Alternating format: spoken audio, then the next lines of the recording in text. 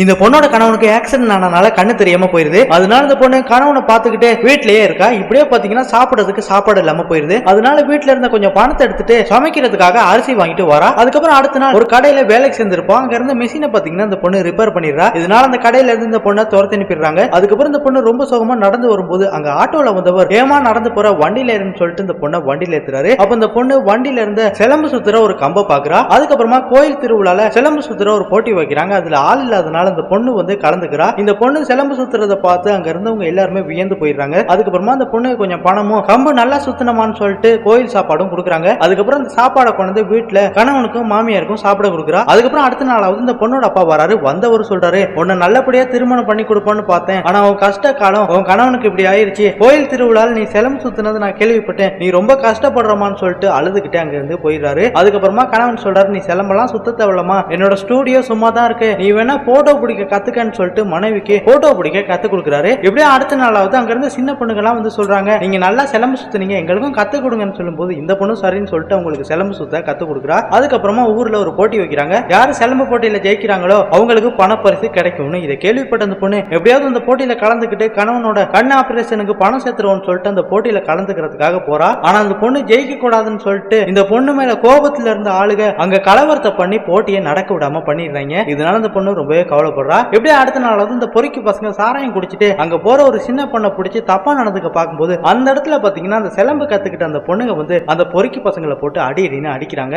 அதெல்லாம் பாத்தீங்கன்னா அங்க வண்டியில வந்து எம்எல்ஏ பாக்குறாரு. அதுக்கப்புறம் இந்த பொண்ணுங்க கிட்ட போயிட்டு உங்களுக்கு யாரு சிலம்பு கத்து கொடுத்ததுன்னு சொல்லும் போது இந்த பொண்ணுங்களும் நடந்த விஷயத்த சொல்றாங்க. அதுக்கப்புறமா அந்த பொண்ணை கூப்பிட்டு எம்எல்ஏ சொல்றாரு, நீ தான் அந்த பொண்ணுங்களுக்கெல்லாம் சிலம்பு கத்து கொடுத்தன்னு நான் கேள்விப்பட்டேன், நல்ல காரியம் பண்ணிருக்கமா, உனக்கு நான் ஏதாவது பண்ணணும், ஒரு ஸ்கூல்ல சிலம்பு கத்து கொடுக்குற ஆசிரியரா நீ வேலைக்கு சேர்ந்துக்கமான்னு சொல்லிட்டு அப்பாயின்மெண்ட் கொடுக்குறாரு. இதை பார்த்து இந்த பொண்ணு ரொம்பவே சந்தோஷப்படுறா. அதுக்கப்புறமா அந்த ஸ்கூல்ல இந்த பொண்ணு ஸ்கூல் படிக்கிற பசங்களுக்கெல்லாம் சிலம்பு கத்து கொடுக்குறா. இதனால இந்த பொண்ணுக்கும் நிலையான வருமானம் கிடைக்குது. அந்த வருமானத்தை வச்சு பாத்தீங்கன்னா கணவனோட கண் ஆபரேஷனை பண்ணி கணவனையுமே காப்பாத்திடுறா. சோ ஃப்ரெண்ட்ஸ், இந்த பொண்ணை பத்தி நீங்க என்ன நினைக்கிறீங்கிறத கமெண்ட் பாக்ஸ்ல கமெண்ட் பண்ணிருங்க.